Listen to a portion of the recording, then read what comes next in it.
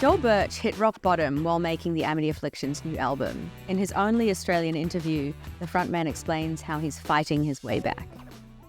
On a sunny afternoon in early July, Joel Birch is standing near the entrance of Village Bicycle, a cozy bar/restaurant with the breezy vibe of a beachside diner. It's situated on a road big enough that it should be bustling, but then in winter, nothing in Noosa really bustles. Not long ago, the Amity Affliction screamer, for it is surely a more accurate description than singer, regarded this place as his home away from home. The side of the building is adorned with his street art. What's it called? I don't know, painting. And the 15-year-old with the long, sandy blonde hair and the black Offends t-shirt working in the kitchen is his stepson, Jaira. Birch used to come here when he was drinking, which up until 4 months ago, 120 days yesterday to be precise, was a lot.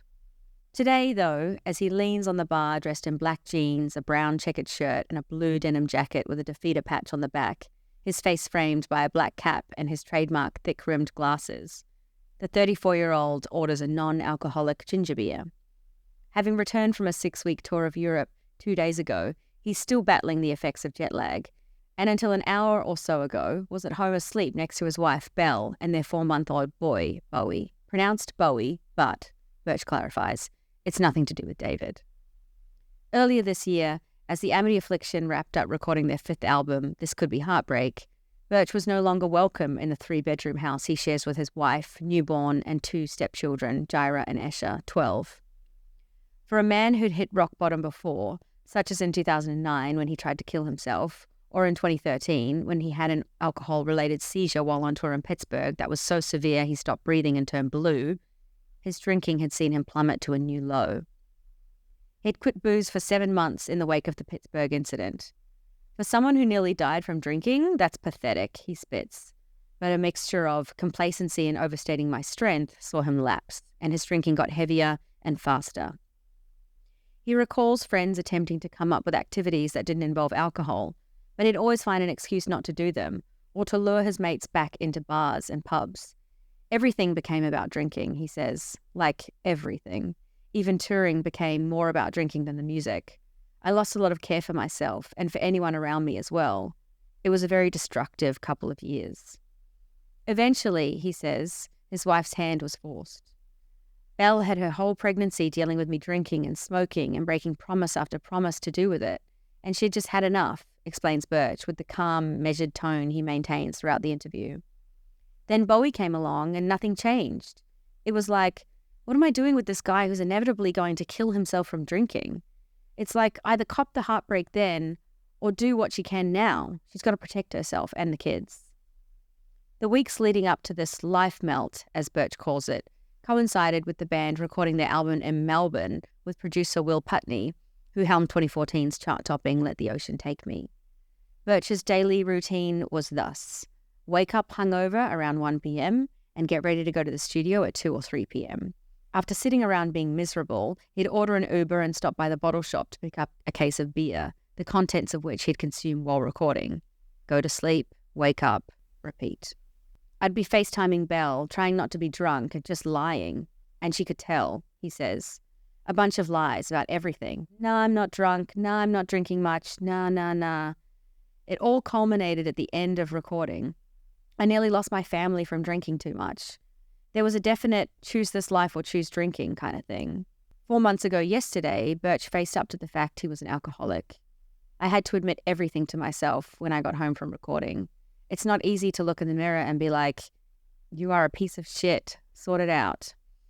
And chose his family. And now when he screams, I can't believe how my past always comes back to haunt me in the title track of This Could Be Heartbreak, he does so determined to break that cycle forever.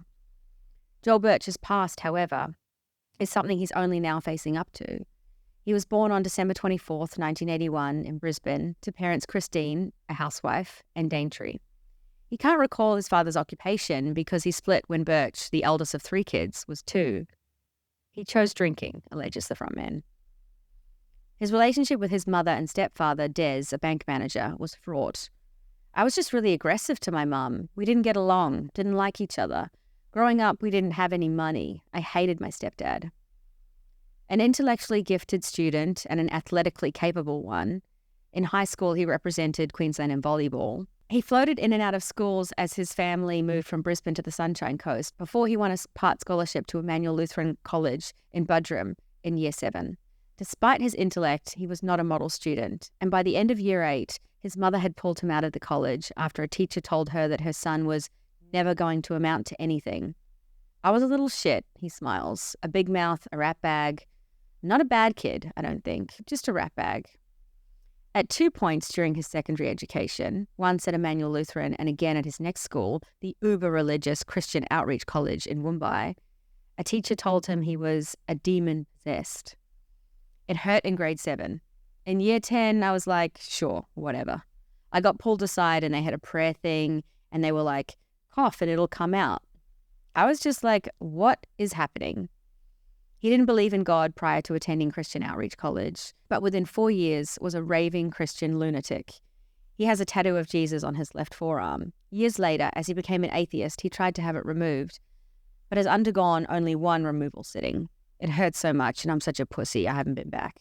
Birch's home life, meanwhile, continued to deteriorate. There was a lot of screaming. It was like living on a knife edge. His memories from the time are patchy. I was speaking to my therapist and she was asking about what I remember from high school and primary school. And I was like, oh, not much. And she was like, that's not normal. She's like, you've blocked it out.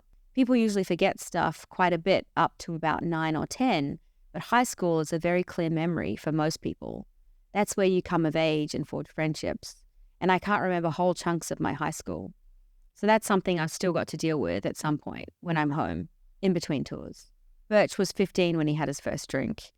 It was love at first taste. By 20, he was drinking alcoholically and moved to Brisbane after being kicked out of home. I could have gone a different route, he says. I was definitely in circles where I was in my early 20s where heroin was being used. I was taking a lot of speed. For a good year, I was taking speed nearly every day. Then one of my good friends started injecting and I was like, I think I better cut and run or I'm in trouble here. So I did. But then alcohol immediately took the same position the drugs had. In Brisbane, he pursued his love of graffiti by painting trains. I nearly went to jail for that. And spent a period of time on the streets stealing food, alcohol, and paint. I didn't steal clothes for some reason. I had friends who stole them, so I was like, I'll swap you this for that. His preferred method of thievery was to hit coals and stuff things down his pants. Bottles of alcohol down the pants. Fuck it, I didn't care. Prior to moving to Brisbane, the idea of playing in a band had never entered his mind. His passion for graffiti had turned him on to graphic design, and he was more focused on that vocation. Growing up, music was barely a consideration in the Birch household. His stepfather, content to buy cheap 10-CD megapacks that were advertised on TV and listen to Frank Sinatra records. Birch became a fan of Old Blue Eyes, but recalls trashing some of those Sinatra LPs by dragging the needle across them in an attempt to recreate the scratching he heard on Run DMC albums. His love of heavy music was awoken as a kid when he walked into the bedroom of a family friend who was playing a Megadeth video, something that just stuck with me so strongly. Soon after Metallica entered his consciousness, and in Year 7 he was given a VHS of Jimi Hendrix live at Woodstock, I watched that and was like, whoa, music is sick. A school friend introduced him to the music his older brother was listening to, such as Violent Femmes, Nirvana, and Sonic Youth, and then the mid-90s pop-punk explosion happened. And I was like, this is me. In Brisbane, his girlfriend at the time played in bands, as did her circle of friends, and before long, Birch had followed suit, joining this horrible punk hardcore kind of band called Love Like a Knife, and later Crimson Hellkite. I just yelled until I screamed, he smiles now. Then I screamed badly until I screamed okay. While Joel Birch was finding his feet in Brisbane, 170 kilometres north in regional Queensland town of Gympie, a band called the Amity Affliction were flickering to life. Spearheaded by guitarist-vocalist Ahren Stringer and guitarist Troy Brady, Stringer had fallen under the spell of pop-punk as a teen. Gateway album, Heavy Petting Zoo by NoFX, after picking up guitar at age 12. My dad said to me and my sister that for our birthdays we could choose a motorbike or a guitar. I think we both chose a motorbike, but we both got a guitar, he chuckles. Like Birch, Stringer was hardly a model student. Born in Brisbane on June 5th, 1986, to a Boilermaker father, Mark, and a teacher mother, Mandy, he says a common theme of his Gympie high school reports was that he was disruptive in class, not applying himself. He wasn't good at music or art, but liked English, which he was really good at. Most of the time, I'd get E's on assignments to the point where I hated school so much that Mum would do my assignments for me, just so I wouldn't flunk grade 12. I was a real bastard, he smiles, reclining in a chair at a Brisbane photo studio, dressed in a plain white shirt and black jeans with a backwards baseball cap covering his peroxided hair. If you want me to go, you do the assignments. Despite failing music theory, Stringer put his guitar skills to use by forming an array of bands that would perform at lunchtime at school, such as his first, Strike 4. In 2002, he and Brady formed Left Lane Ends as a tribute to one of their best friends, Matt Searle, who died in a car crash on January 17th that year. As their music taste started to get heavier and the members approached the end of their high schooling, the band morphed into a fledgling version of the Amity Affliction.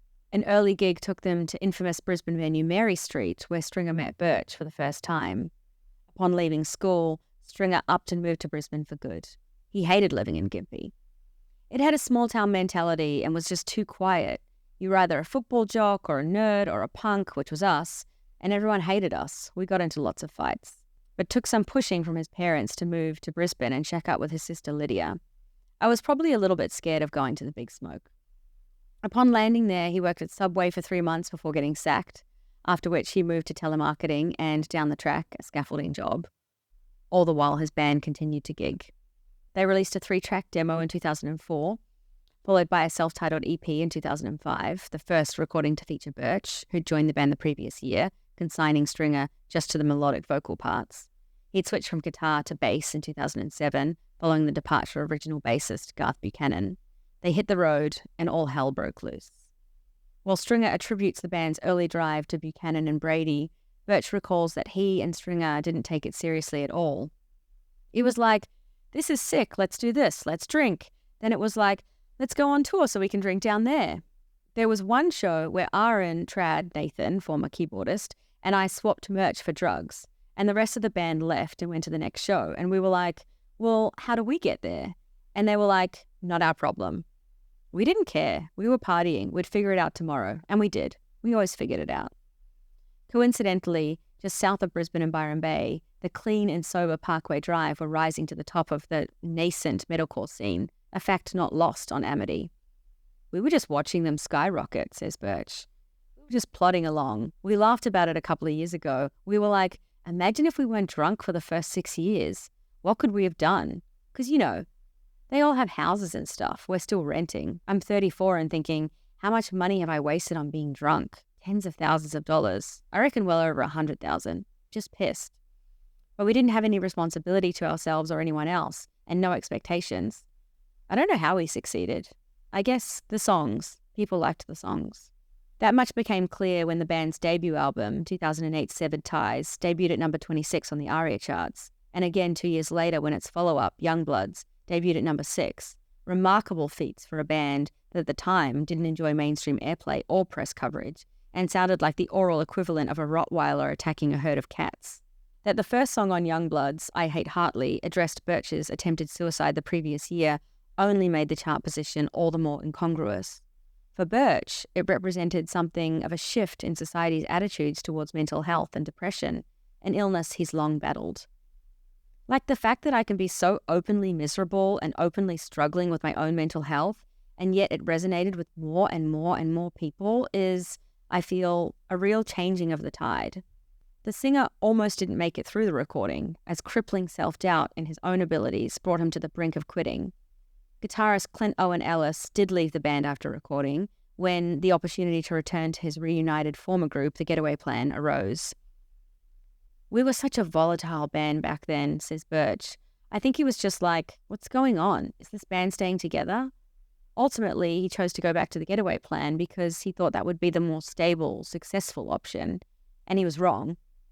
But it would have looked to anyone like that. I never held that against him for quitting. Following the departure of Troy Brady in 2014, Stringer and Birch are the band's longest-serving members, with Birch referring to the bassist/vocalist as his best mate. Indeed, a cursory glance at the Amity Affliction's history reveals a revolving door of members.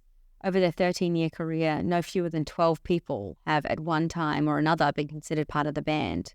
Their current lineup, featuring drummer Ryan Burt, who joined in 2008, and guitarist Dan Brown, who joined in 2013, and with Stringer, writes all the music, is, they say, finally approaching stability. I think you've just got to deal. Take the good with the bad, says Stringer of his ability to stick with the group. You've just got to grit your teeth and bear it. Figure out a way to get through it. Because otherwise you pack it in and throw in the towel because you can't hack it, like a lot of members of our band. I'm sure they regret it.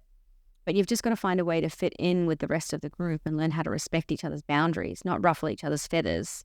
Did you have to learn that the hard way? Yeah, you definitely learned the hard way.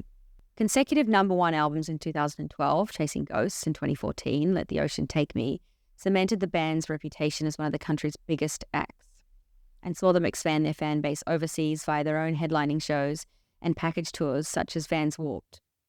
When, in December last year, they embarked on the big-ass tour of Australia and New Zealand, sample venue, the 12,000-seat Qantas Credit Union Arena in Sydney, most of the venues were of a size that no other Australian heavy band had ever dared to headline.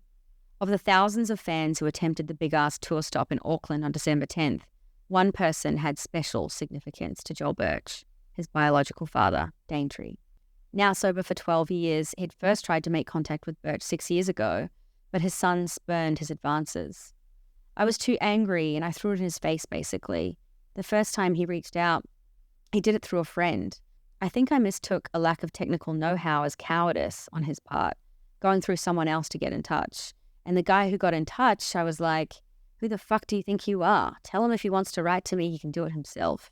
Birch's near-death experience in Pittsburgh inspired him to give his father another chance, and the two have been in contact ever since. His dad is, he says, an avid music listener, writes poetry, just me, but older. Belle would read the emails my dad wrote, and she was like, oh my God, everything he did, you did. All the things he did growing up, all the mistakes he made, I've made almost identical mistakes. While Birch's relationship with his mother remains very, very strained, that's another personal issue I've got to get into. I'm still on guard, I guess.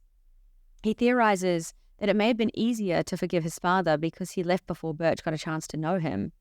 It's not like he did it to me after we forged some sort of relationship. It's a fresh relationship in life for me. It's not lost on Birch that the big-ass tour should have been a hugely positive time in his life. He'd reconnected with his biological father, his partner was pregnant with his first biological child, and the band were at the height of their popularity and on the verge of recording a new album, the songs for which he believed to be the best they'd ever written. Internally, though, he sighs, I was just constantly rocketing downwards, just drinking. All the outward signs were up, all the inward signs were down. Perhaps not surprisingly, This Could Be Heartbreak features some of Birch's darkest lyrics to date, written from a place he describes as totally lost. I was really a victim of my own self-medicating and self-pity and just doing all the hallmark things that someone does who's not dealing with their problems. First single, I Bring the Weather With Me, and its companion song, This Could Be Heartbreak, amount to Birch saying goodbye, with lyrics like, I sing songs for my funeral that I will never see, and will I miss them when I'm underground? Yeah, it's done, it's okay, I'm on my way to a better place. Ask Birch, the band's sole lyric writer, where the place is, and he's blunt. Death. Wishbone, meanwhile, searches for hope in the birth of Bowie, yet struggles to find it convincingly. Counting on a wishbone, oh, I sink so low, tell me, will I ever make it out of here? And I'm meant to be a man, but I can't carry everything. Effectively an open book when it comes to his lyrics, there's one song he flat out refuses to discuss, declining even to explain what it means to him. Closing track, Blood in My Mouth. I won't ever talk about that, he says. Arguably the most visceral song on the record, it's also the darkest lyrically, with Birch howling. I'm sinking now, and there's that feeling, that crushing weight that leaves me reeling. It wasn't until the album was finished that Birch realized the record's lyrics was somewhat prophetic, foretelling his fall into the abyss. There's a lot of dealing with imminent loss. There's a feeling that something's about to break or something's broken. I didn't listen to it much for the first couple of months, he reflects. I only actually put it on for the last week I was home before I went on tour. That was the first time I started giving it an actual spin, because it was just too heavy for me. I listened to it twice when we got the rough mix back, and I was like, man, I'm having a hard time listening to this. I'm fully crying. And Ahren was like, I cried too. So there's no real ray of light on it. It's pretty dark from the get-go. It certainly doesn't end well. From that point on, I can only go up, I guess. If there's a concept to the album, he says it's a simple one. If hitting rock bottom is a concept, then that's the concept. This is me failing life. You're welcome. There may not be a ray of light on This Could Be Heartbreak, but against the odds, and no doubt to the surprise of the author of its lyrics, Birch seems to have reached something approaching happiness in his personal life. As we leave Village Bicycle and jump into his blue Volkswagen wagon, he embarks on a short tour of his local haunts, including Little Cove, the beach where he used to take his kids when they were younger, and Noosa National Park, where he comes several times a week to reset. He's lived in the Noosa area for the past 3.5 years, prior to which he was in Coolum for 2.5. He decided to leave Brisbane and return to the Sunshine Coast after recording Youngbloods because he wasn't feeling right in the head and thought coming home and, crucially, being close to the ocean might help. One of his biggest fears upon joining Alcoholics Anonymous earlier this year was the perceived religious aspect of the program, but those fears were allayed at his first meeting when a fellow attendee stood up and said, "I don't believe in God. My higher power is the ocean." He punches the air. I was like, yes. Joining AA was, says Birch, part of a mad scramble to do everything I could to fix the situation. After being kicked out of his marital home, he signed up to see a psychologist for the first time in his life, as well as a therapist. He told the latter he didn't intend to contribute at the AA meetings. She was like, "Why would you go to a forum that's a group share for group healing if you're not going to open up?" So I went and I spoke, and slowly it becomes easier to speak. And I've really learned the benefits of opening up. Even this interview, for instance, it's a lot more open than I ever would have been. For the moment, the cliche of taking things day by day rings true, but early indications as to Birch's dedication to his sobriety are promising. He's yet to begin the 12-step program, but has a sponsor in place. And when the band jetted off to Los Angeles in mid-April to film videos for I Bring the Weather With Me and This Could Be Heartbreak, the first thing he did when he stepped off the plane was find an AA meeting. The biggest test, however, may well come when the Amity Affliction starts touring again in earnest. When we started having a rider, we'd have 2 cartons of beer and 2 bottles of liquor and several bottles of wine, and then we'd run out, recalls Birch. We'd have to get more from the bar, and they'd be like, "A carton of beer is going to cost you $100. And we're like, "Big deal. Get it. We need it." In the past, pre-gig warm-ups would see Birch neck around 10 drinks. I remember scoffing at a Billy Joe Armstrong quote. I was reading the Rolling Stone article after he had that meltdown on stage and he went to rehab for alcohol, and he was talking about blacking out every night. And I was like, I black out every night. He was like, I'd have a 6-pack before we went on. And I was like, a 6-pack? Bitch, please. So yeah, I was drinking a lot. Earlier, Birch described himself as a quietly aggressive drunk, which may, he says, have been a coping mechanism. Like, I'll attack you. I'll get you where it hurts, because then you can't come at me about other things because you'll be too scared to get cut down, which is a pathetic way to live. Some alcoholics are detrimental, 99% to themselves and 1% to others, but I think I was the 50-50 type, dishing it out as much as I was copying it. On the recent European tour, however, he didn't have a drink or, he claims, even think about having one. Instead, he did lots of drawing. I barely saw him, says Stringer. He was painting trains every day, which is good. He's getting out and doing stuff that's constructive while we're sitting in the van fucking drinking. I think he's got his sobriety on lock now, he adds. I think he's got very strong willpower, and I think we're definitely not going to let him fall off that wagon. Will it change the way the band has to act around him in terms of their habits? No, says Birch. On the last tour, Ahren was drunk nearly every day. Kyle Yoakum, touring guitarist, was drunk nearly every day. It's not their problem. My problem's my problem. And not everyone's an alcoholic. I'm just lucky, I guess. Birch pulls into the driveway of his 3-bedroom home where he's immediately greeted by a playful border collie named Dondi. By the front door, his cat, we call him Fat Cat, has adopted Bowie's stroller and crawled up inside for a nap. Upon entering the house, 2 of the driving forces behind Birch's sobriety meet him at the door, his wife Belle and stepdaughter Esha. On a mat by the kitchen, Bowie lies on his back, staring up at a mobile, cooing contentedly. The first thing you notice when you walk inside is a turntable, atop of which sits a large cow's skull. Below it are shelves full of records, while Lana Del Rey's Born to Die perches next to the player. A granny flat cum studio in the backyard contains the tools of Belle's trade as a seamstress, while a large green tarpaulin by the back door covers Birch's paints. It's a cozy setup, but Birch says they're going to have to search for something bigger soon, given that half the living room has been given over to Bowie's toys and a rack of clothes. It is, however, clearly much more than just a house. It's a home. Save for a gold plaque for chasing ghosts in the studio, The only piece of Amity Affliction memorabilia on display is a photo in the living room of a gig at the Palace in Melbourne, in which photographer Kane Hibbard placed a camera on the ceiling, capturing the mayhem unfolding below. An empty package in the hallway housed a recently delivered Platinum Award for 70,000 sales of Let the Ocean Take Me, but Birch has removed the Platinum album and plaque from the frame, as he doesn't like the way these things are presented. Ask him what he'll do with the award, and he shrugs. Birch takes a seat on the couch in the living room and then stands up to leave, returning seconds later, holding Bowie, a beautiful baby with a shock of blonde hair and a white and blue striped onesie. Birch says he badgered his wife for updates on his baby while away on the European tour. She'd wake up in the morning, and as soon as she's awake, I was like, photos, videos. She's like, come on, man. The mood in the living room is in stark contrast to the moment several months ago when Birch assembled his stepchildren and confessed his alcoholism. I was crying and was like, I've hurt your mother and I can't be here right now, he recalls. And I was like, you know how I drink too much? And Jaira just snapped into this straight away, and he was like, yes. I was just like, oh my God, that said it all for me. That was the ugly truth, just seeing that reaction from him so fast.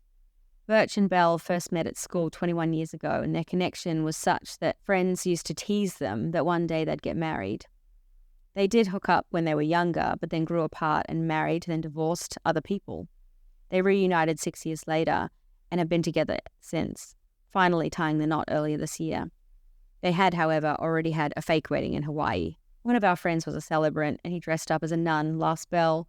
He wore an inverted cross, taking ourselves very seriously. If Birch's sobriety marks a turning point in his life, then this could be heartbreak represents something of a turning point for the Amity Affliction as well.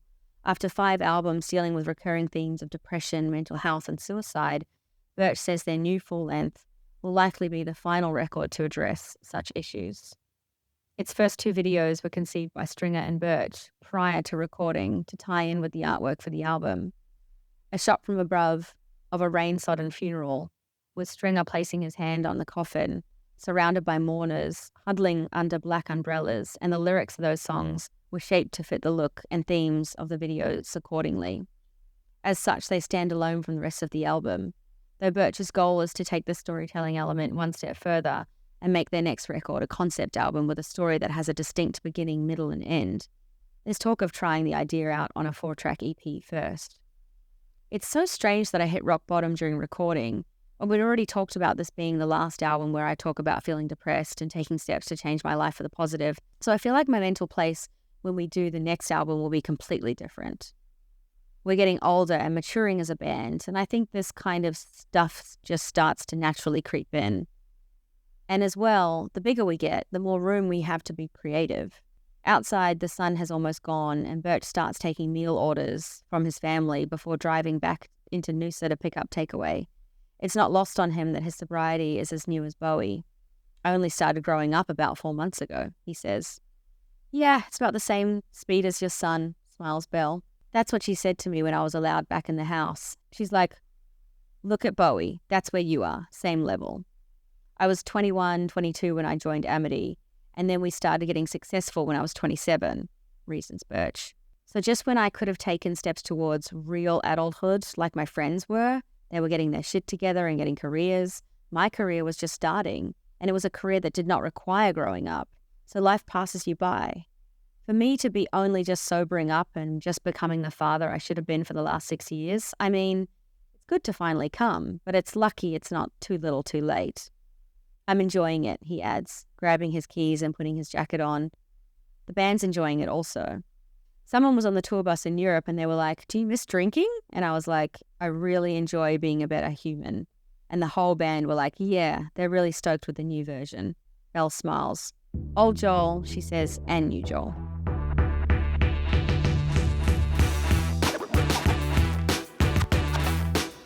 So Ahren, thank you for joining us on this podcast. I feel like I have to tell anyone who's listening or watching that you were listening and watching while I read the cover feature.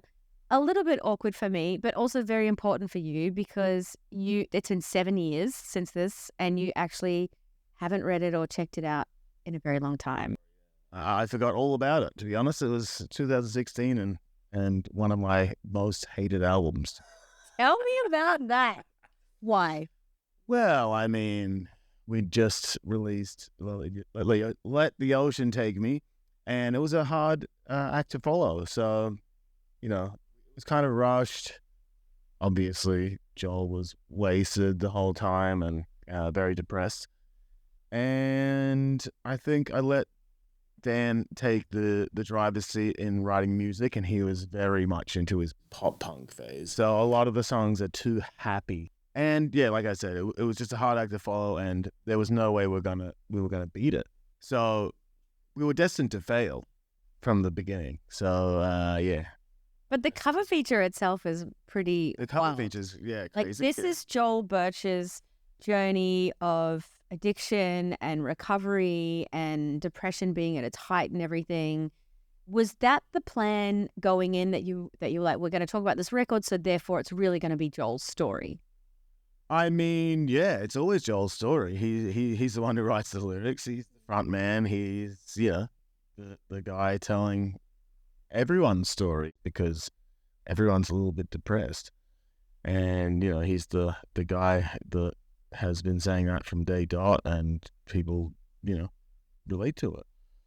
So, that, like I said, this album isn't really one that we're collectively proud of. It is what it is, kind of. But after you recorded the record, are you like, this is not one that we're proud of, but let's release it anyway because it's important for Joel to get this off his chest? Like, why didn't you speak up at the time and say, I don't like this? I don't think he really realized what was happening during the whole recording. Like, he he was just in such a dark place that we barely saw him. Like, me and Dan would go home from the studio, and then Joel would turn up, with a case of beer on his shoulder, and then record into the night. But we'd be like, all right, cool. Dan lived in St. Kilda at the time. I lived in Brunswick, so we'd just drive home, which was, detrimental to the case of us being in the city that we lived and recording, because, you can just go home and forget about it.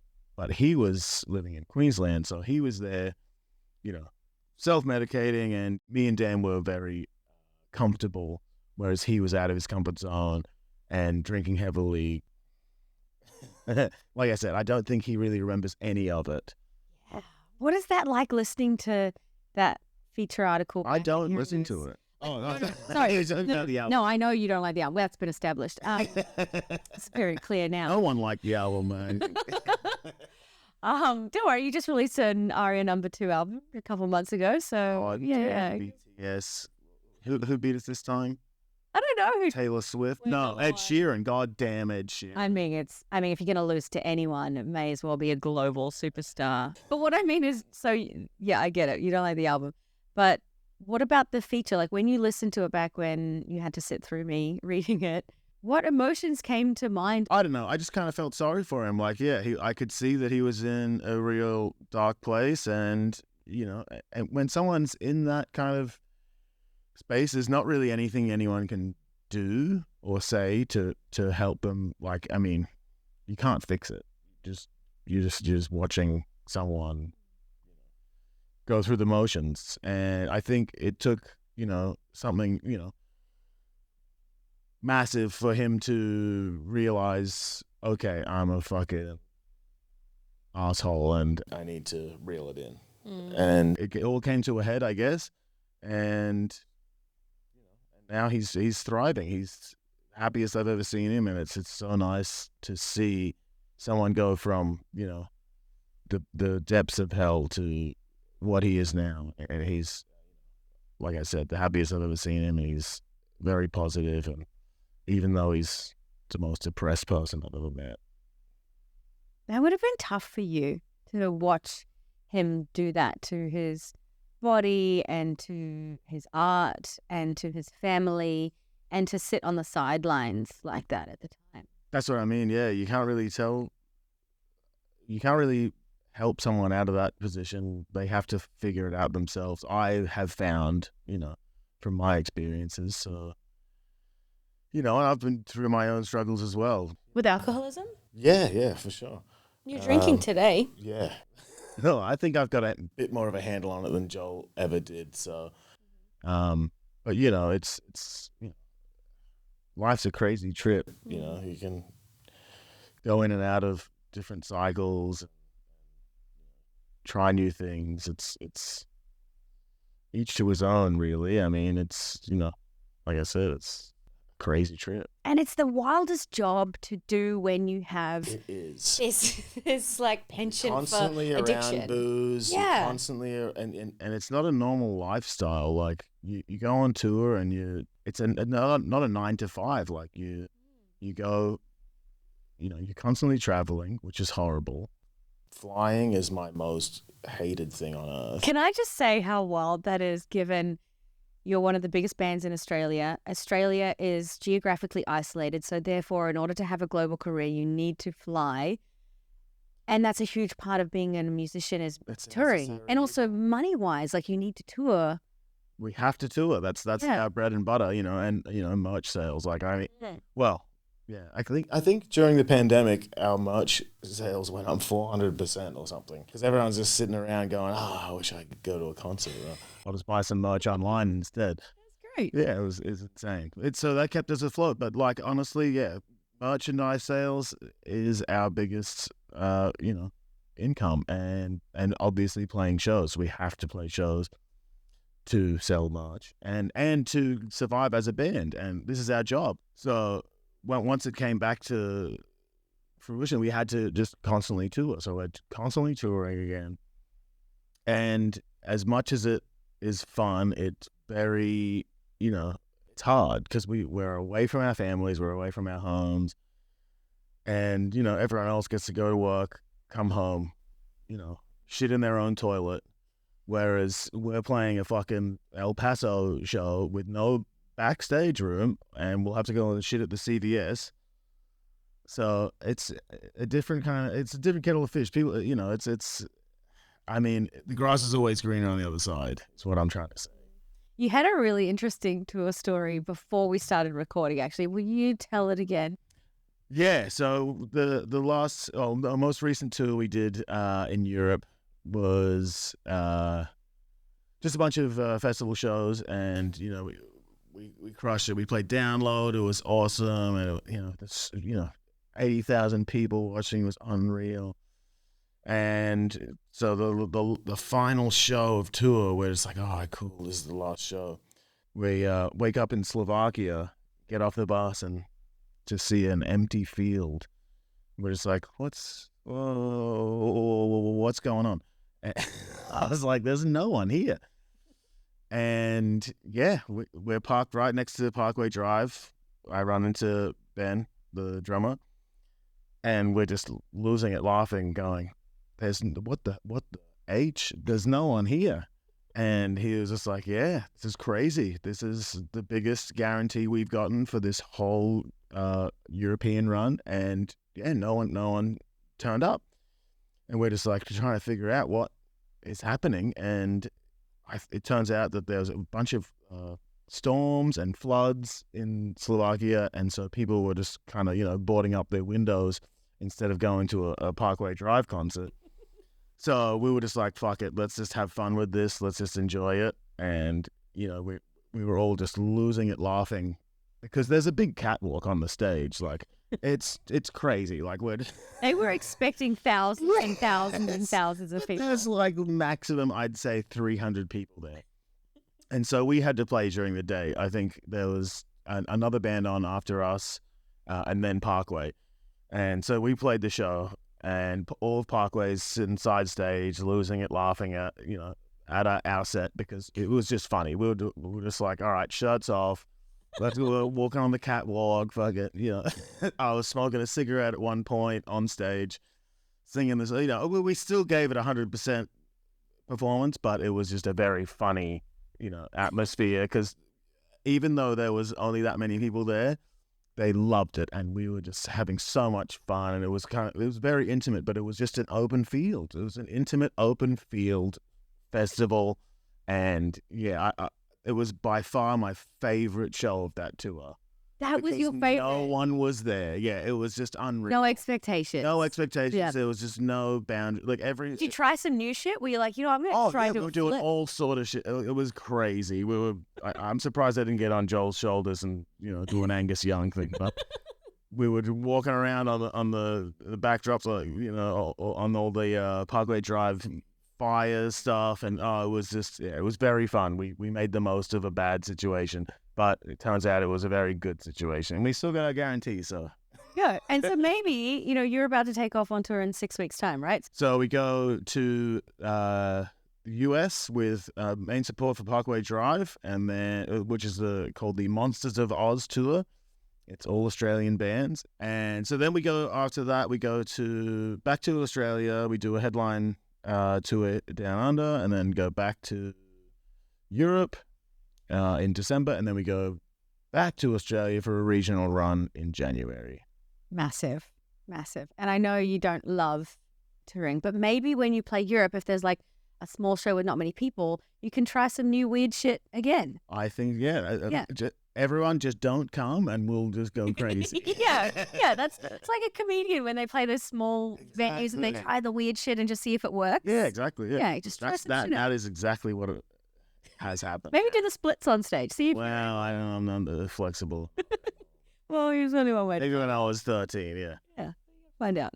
Let's go back to the feature, actually. So I wondered, like, when this came out, obviously it's a huge deal to be on the cover of Rolling Stone. It was a long time ago, 7 years ago now. Was it discussed as a band? Were you, like, reading it all going, oh, my gosh, they've really delved into Joel's journey with addiction and everything? Like, did you sit around as a band and talk about it? No, we were, especially back then, we didn't really talk at all about things that were important. Well, I think we just went, oh, cool. It's a Rolling Stone cover. That's about it. Because your life was so busy, or because you were... No, because we're men. This is a problem. Yeah.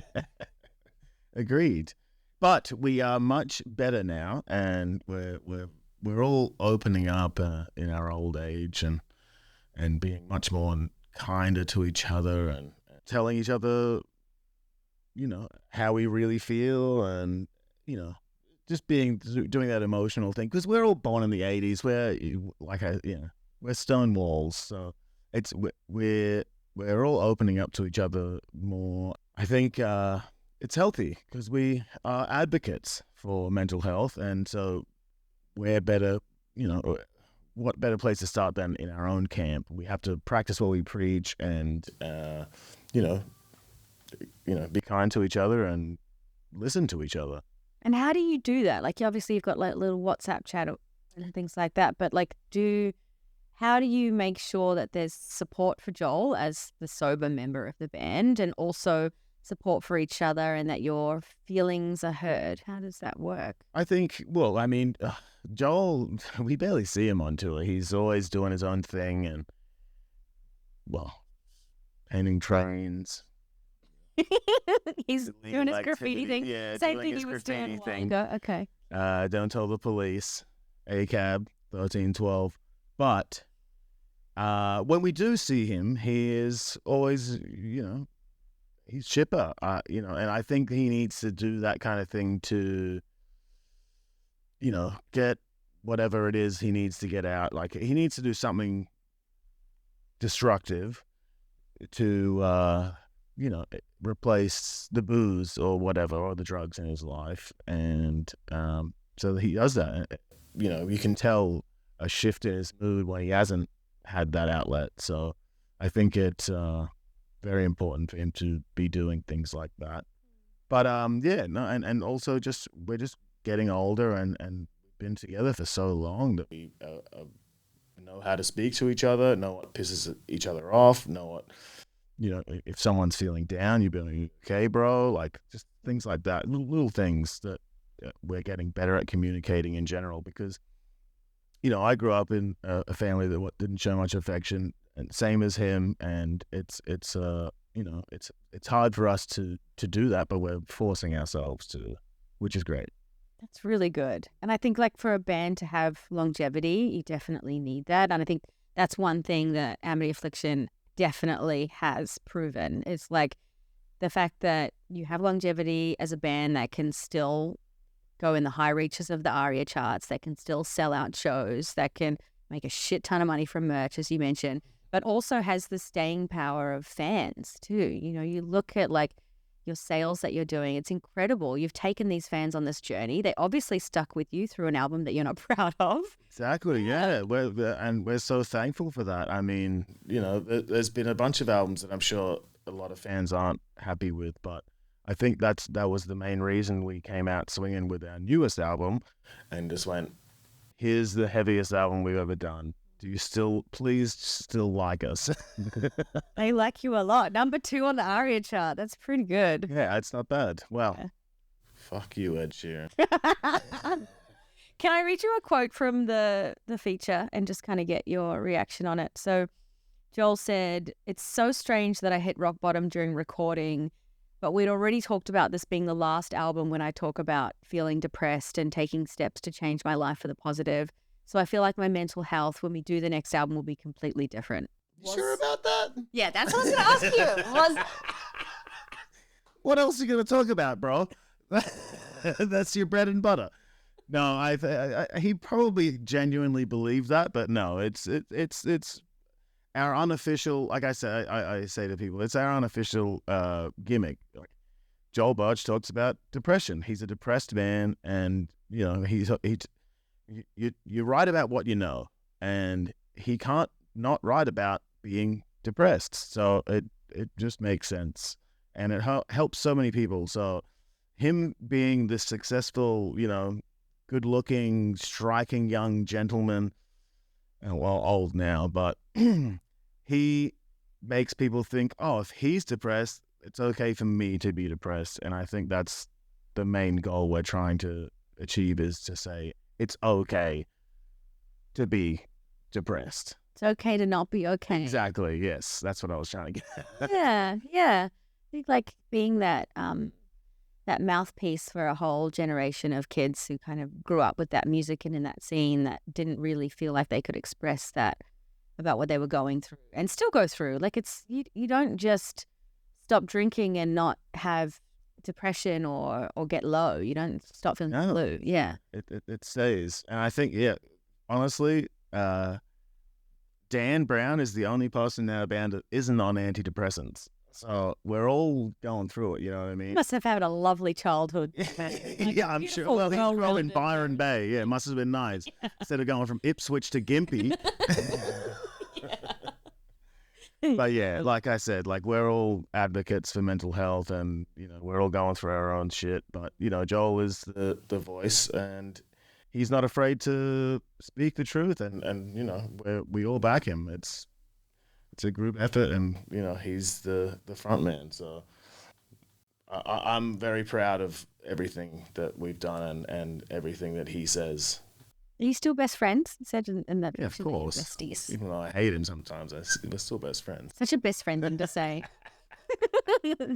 I had one last question for you, which was around the scene of metalcore and hardcore, because you know you released a really heavy record. It went really well, number 2 this year. But what have you noticed in the scene of metalcore and in the scene of hardcore from 7 years ago to like in the last few years? What have been some big changes, if any? I think, well, the main thing is a lot of bands have been doing like soft records. I mean, we did Misery, but me and Dan were just obsessed with pop music. I still am. Like, that's my favorite. Do you like genre. Taylor Swift? I love Taylor Swift. I love Taylor Swift. Oh, she's my favorite artist. Well, besides James Taylor Swift. But no, I mean, yeah, I think a lot of bands branched out and you know, tried to do some more mainstreamy stuff, and you know, a lot of bands tried it and it didn't work. But I think that kind of elevated a lot of other bands to do even heavier stuff, you know, including us. And so I think heavy music's getting heavier, and it's always just evolving and getting better and better. And some, you know, bands who do try to do the pop thing and it works, it's good on you. Like even Beartooth, I saw they're putting out like positive music, and I'm just like, oh, good luck with that. We'll stick to the negative. But I think, yeah, everyone's trying new stuff, and it's fresh, it's refreshing. Like everyone needs to see we get sick of doing the same old, so try something new and, see if it sticks.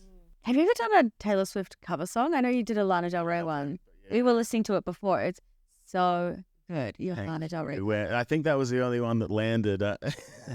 We did a couple of covers after that. It was a Silverchair one and a Weekend one. But no, pop is your. I love pop. Yeah, I'm a pop guy, and people, I'm definitely on the spectrum. Like I'll listen to I'll find a song that I like and I'll listen to it over and over and over and over, like for hours. Does that mean you're on the spectrum? Because that's what I do. Well, there we go. Okay, we're on the spectrum. I think we've both discovered something. Got it. And then people will ask me like, "Oh, how are you so good at writing melodies?" I'm like, "Well, probably because I just blast them into my own brain." So it's one of those things. I think that's the reason behind it, to be honest. But no, it's fun to write music. Create, explore, try new things. That's what it's all about. Yeah, become a Taylor Swift cover band. Exactly. I'd be into it. I'd come love see to. that. Thank you so much for your time, Ahren. My pleasure. Good chat.